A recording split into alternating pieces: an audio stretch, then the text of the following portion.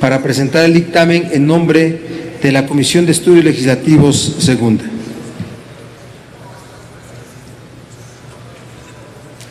Hasta por 30 minutos. Hasta por 30 minutos. Hoy fueron 2 siglos, jefe. Así dilo. Sí. Muchas gracias, senador Barbosa. Compañeras y compañeros senadores, yo quisiera coincidir plenamente con lo que han señalado aquí mis compañeros senadores, mis compañeras senadoras, respecto a que el día de hoy celebramos un debate histórico, uno de los más importantes en la historia del Congreso de la Unión. Sin embargo, sin minimizar ni negar la importancia y trascendencia de esta reforma que dota de autonomía y de una constitución propia a la Ciudad de México, que establece sus poderes locales, así como alcaldías integradas por órganos colegiados de gobierno, debo confesar que guardo un cierto grado de escepticismo derivado del fracaso de las experiencias que en 2 ocasiones anteriores frustraron esta reforma en los primeros años del presente siglo. Y no es para menos. Este es un debate, el debate que hoy esperamos superar, data de hace 194 años. Es un debate que ha estado presente a lo largo de los 2 siglos de vida del México independiente y que surge en 1821 tras la entrada del ejército integrante de la Ciudad de México, donde se integra la soberana Junta Provisional Gubernativa que erige como emperador Agustín de Iturbide y que en el acta de independencia del Imperio Mexicano ratifica a la Ciudad de México como su capital, nombrando a los integrantes de la regencia del imperio. Fue hasta 1823, tras el derrocamiento de Iturbide, cuando el Congreso declaró nulos los tratados de Córdoba y el Plan de Iguala, y cuando las diputaciones provinciales votaron a favor de la implantación de una república federada, y en la cual se creó una comisión especial encargada de designar el lugar en que debían residir en lo sucesivo los supremos poderes de la federación. Y es a partir de ese momento cuando se presenta un fuerte debate entre quienes defendían la conformación de una república centralista y quienes defendían, como hoy lo hacemos, la existencia de una verdadera república federal, de una verdadera federación y de una verdadera unión entre los distintos estados que conforman a nuestra nación. Y desde entonces, con la Constitución de 1824, se acordó contar con un territorio que no fuera la Ciudad de México, a fin de evitar fragmentar el territorio del Estado de México, que en aquel entonces, desde 1786, tenía como capital a San Agustín de las Cuevas, hoy delegación Tlalpan, cuando el país estaba organizado en intendencias. Y esto debo señalarlo también como senador que soy del Estado de México, porque la entonces Intendencia de México comprendía lo que hoy son los estados de México, de Querétaro, de Hidalgo, de Morelos, gran parte de Guerrero y el Distrito Federal, ya que a partir de la promulgación de Cádiz en 1812, el Estado de México se constituyó como la Diputación Provincial de la Nueva España, la cual funcionó hasta 1824, a partir del acta constitutiva de la Nación Mexicana, en donde la Intendencia de México se convirtió en el Estado libre y soberano de México. Esto lo quiero subrayar porque no fue la formación del Distrito Federal, como muchos suponen, quien fragmentó el territorio del Estado de México, sino fue una decisión política, como lo veremos más adelante. Por eso en la Constitución de 1824 se estableció que solo podría establecerse la capital federal en un lugar que no fuera capital de un estado, por lo que se dispuso la facultad exclusiva del Congreso General para elegir un lugar de residencia de los supremos poderes de la Federación y así ejercer en su distrito las atribuciones del poder legislativo de un Estado. El resultado de esta nueva Constitución creo que lo sintetiza de manera muy clara una frase de Fray Servando Teresa de Mier, quien dice: proponíamos un gobierno federal y en el nombre y centralizado en la realidad. Porque desde 1824 efectivamente seguimos hablando de un gobierno federal, pero día a día se favorece la centralización del poder público. Así, el 30 de octubre del 24 se aprobó el decreto para que la Ciudad de México fuera el Distrito Federal, cuyo territorio fuese exclusivamente el comprendido en un círculo cuyo centro sea la plaza mayor de esta ciudad y un radio de 2 leguas, y quedó integrado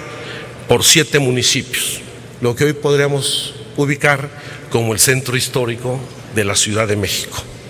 Pero en 1835, cuando Antonio López de Santana ocupó por primera vez la presidencia de la República, el Congreso Federal, que contaba con una mayoría conservadora, aprobó lo que se conoció como las bases para una nueva Constitución que marcó una etapa de centralismo político y que transformó a las entidades federativas en departamentos, desapareciendo incluso a la figura del Distrito Federal para adoptar una forma de gobierno conocida como República Representativa Popular. Como decía Arnaldo Córdoba, retomo sus palabras y lo cito: el dictador no pensaba en los términos de una capital nacional, sino de una base de operaciones o de un reducto militar lo suficientemente dotado de recursos como para permitirle una residencia efectiva contra cualquier enemigo potencial. Por eso, la segunda base constitutiva de estas leyes estableció un cuarto poder, el llamado Supremo Poder Conservador, cuya misión era regular los actos de los otros poderes. Con ello fue conocido como la Segunda Constitución Centralista, con lo cual prácticamente se disolvió de nueva cuenta al Distrito Federal, y es hasta 1847, tras el restablecimiento de la Constitución de 1824, cuando se otorgó por primera vez a los ciudadanos del Distrito Federal el derecho a elegir 2 senadores y votar en la elección por el presidente de la República, al igual que cualquier otra entidad federativa. Yo creo que ese fue el primer paso para la democratización de la Ciudad de México, que posteriormente se conculcó por la presencia y el regreso de Santana en 1853 y el Plan del Hospicio, en donde ese ordenamiento mantuvo a la capital, como capital de la República, a la Ciudad de México, pero cambió de nombre el Distrito Federal para denominarse el Distrito de México.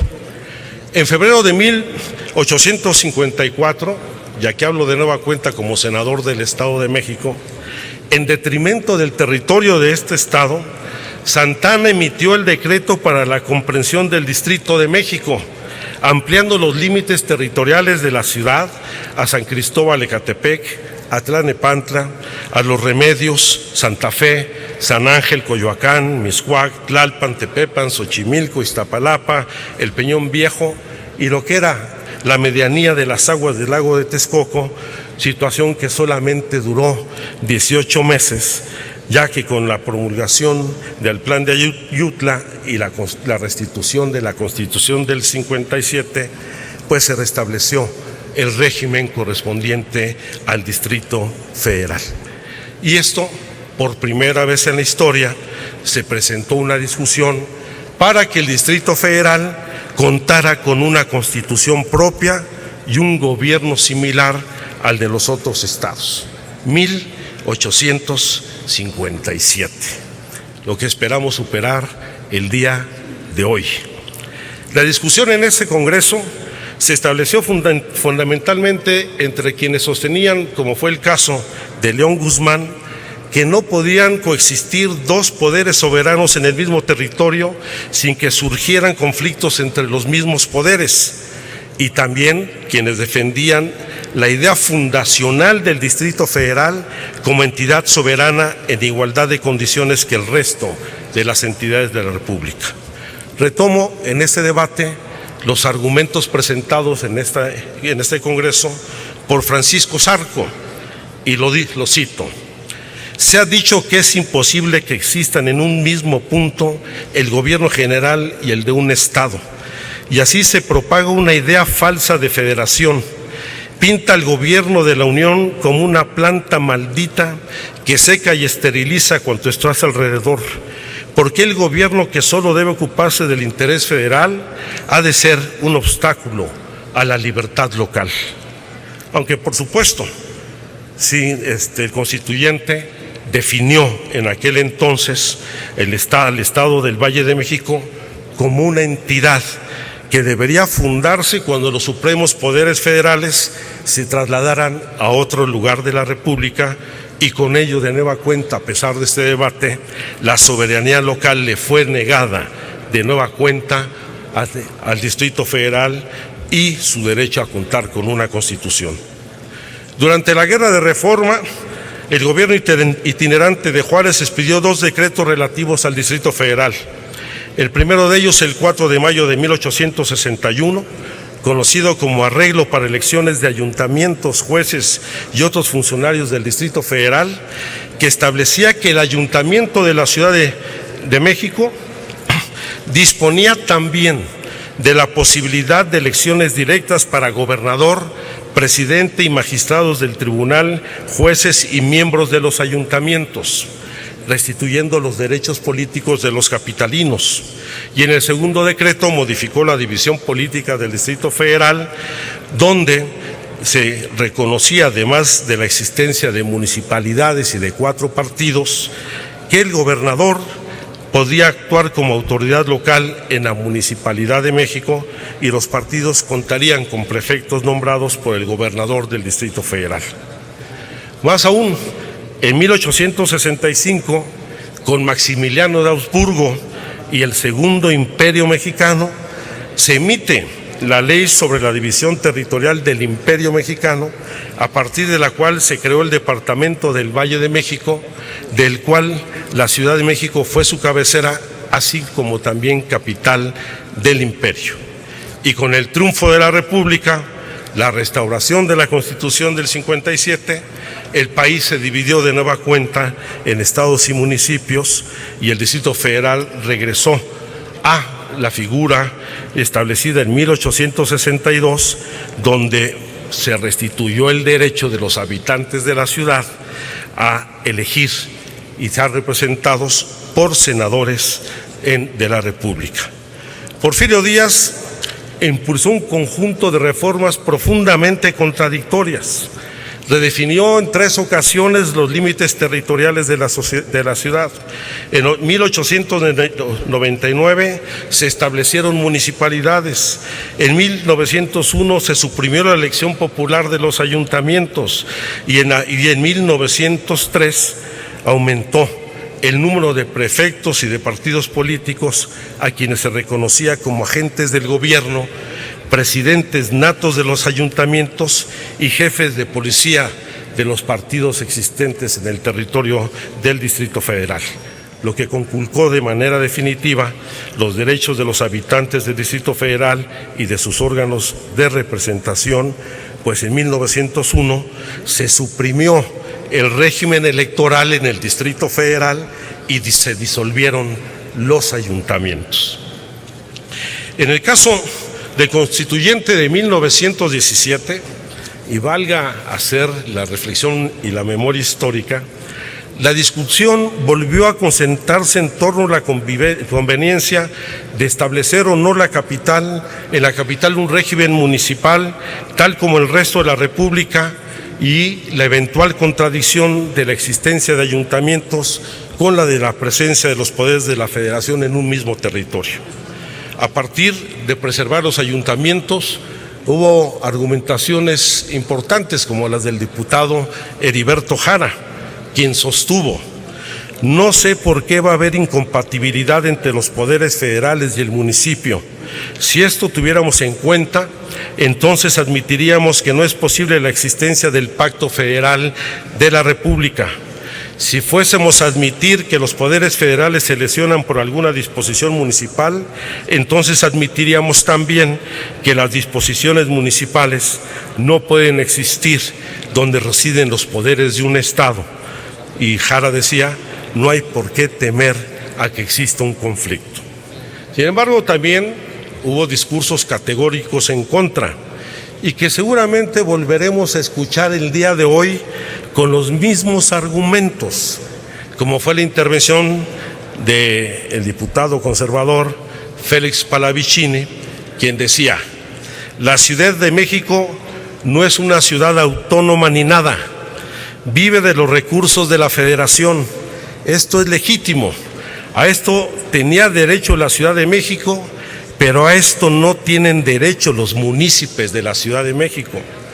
Lo que ha invertido toda la vida la Ciudad de México han sido los fondos de la Federación. Lo vamos a escuchar en un rato, porque las rentas del municipio no bastarían para sostener el lujo de la Ciudad de México, y que es imprescindible para el decoro que exigen los poderes federales. Esto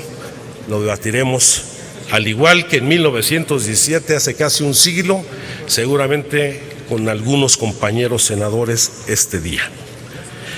Finalmente, en esta rémora de cambios, todavía siendo candidato por segunda ocasión a la presidencia de la República, Álvaro Obregón promovió una reforma constitucional para desaparecer a los ayuntamientos de la Ciudad de México y desaparecer la figura de gobernador del Distrito Federal, que incluso contó con el apoyo de algunos presidentes municipales, como fueron los presidentes municipales de Tacuba y de Mixcoac, quienes decían: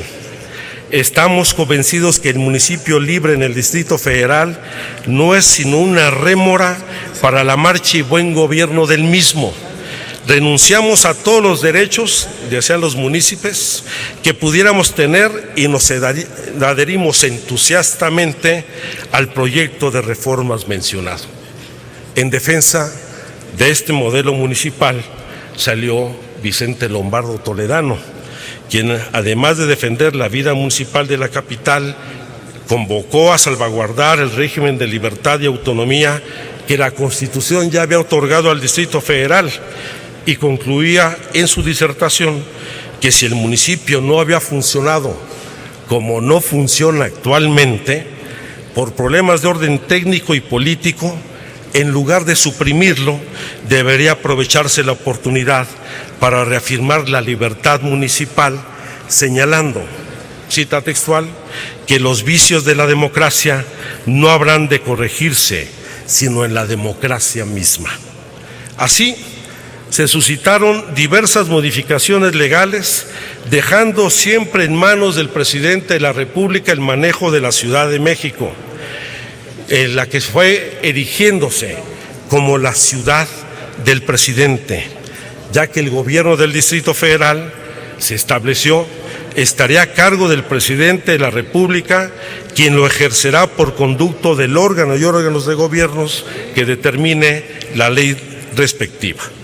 Así, en 1928, Portes Gil promulgó la Ley Orgánica del Distrito Federal y los territorios federales, donde ratifica que el gobierno de la ciudad estará a cargo del presidente de la República por medio del Departamento del Distrito Federal, y que jefe del Departamento del Distrito Federal será nombrado y removido libremente por el Ejecutivo de la Unión.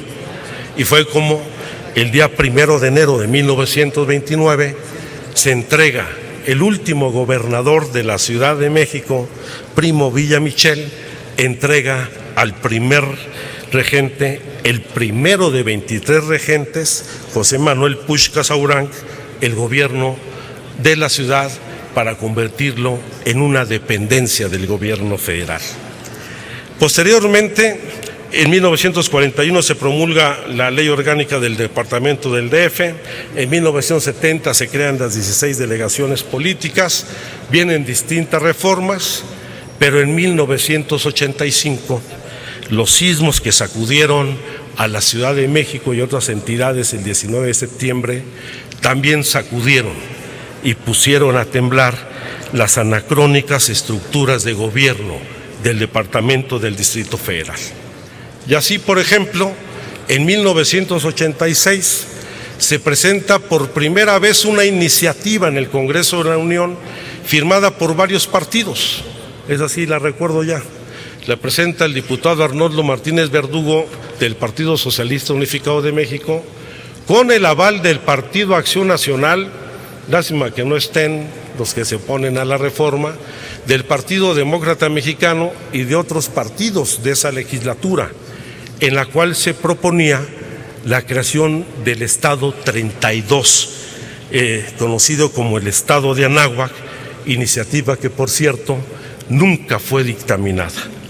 En 1988, la insurgencia electoral del cardenismo y el Frente Democrático Nacional obliga a ciertos cambios de apertura,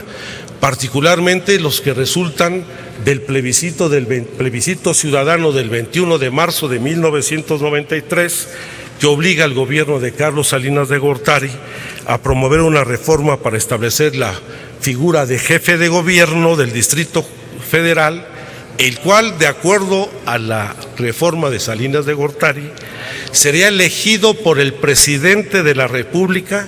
entre los representantes de la Asamblea del Distrito Federal, los diputados federales o los senadores. Aunque esta reforma se aprobó, nunca se aplicó. Se atravesó más adelante el levantamiento zapatista en 1994, que obligó a esta apertura a cuentagotas a crear la Asamblea de Representantes del Distrito Federal, la cual carecía de facultades legislativas, y dio paso también a la reforma política en 1996, que permitió la existencia del primer gobierno democrático en el Distrito Federal, la elección del primer gobierno democrático en 1997, con la elección de jefe de gobierno y de la primera Asamblea Legislativa, y en el año 2000 la elección por primera ocasión de los jefes delegacionales. A partir del año 2000 se promovieron diversos esfuerzos plurales que lamentablemente se frustraron y que alientan mi escepticismo. En el año 2001, tras un largo proceso de discusión, y qué bueno que está por aquí José Agustín Ortiz Pinchetti, que fue, sin lugar a dudas, el principal promotor de esa iniciativa, el gobierno del Distrito Federal, la Asamblea Legislativa, el Tribunal Superior de Justicia, todos los grupos parlamentarios representados en la Asamblea, todos los partidos políticos con registro en el Distrito Federal llegaron a un consenso para promover de manera conjunta una iniciativa de reformas constitucionales, la cual fue aprobada por unanimidad como una iniciativa de la Asamblea Legislativa. Esta iniciativa se concentraba en dos aspectos específicos: las facultades conferidas a los poderes federales por tener su asiento territorial en el Distrito Federal y en dotar de autonomía al gobierno del Distrito Federal. Para ello, se proponía conservar la naturaleza del Distrito Federal como entidad federativa, sede de los poderes federales y capital de la República, un modelo muy similar al que espero aprobemos el día de hoy. Y esta iniciativa no solamente se aprobó por unanimidad en las comisiones de la Cámara de Diputados, sino que esta reforma fue aprobada por la Cámara de Diputados por 358 votos a favor, 17 en contra y 7 abstenciones. Ese mismo día, esa minuta se remitió a este Senado de la República, y es la fecha en que esa minuta, gracias a el boicot que se hizo por la mayoría, nunca se dictaminó. Un proceso similar sucedió en la 61 legislatura, la legislatura anterior, cuando de la misma manera todos los órganos de gobierno y los partidos políticos del Distrito Federal presentaron una iniciativa al Senado de la República con el compromiso político de dictaminarla, y vaya sea la hora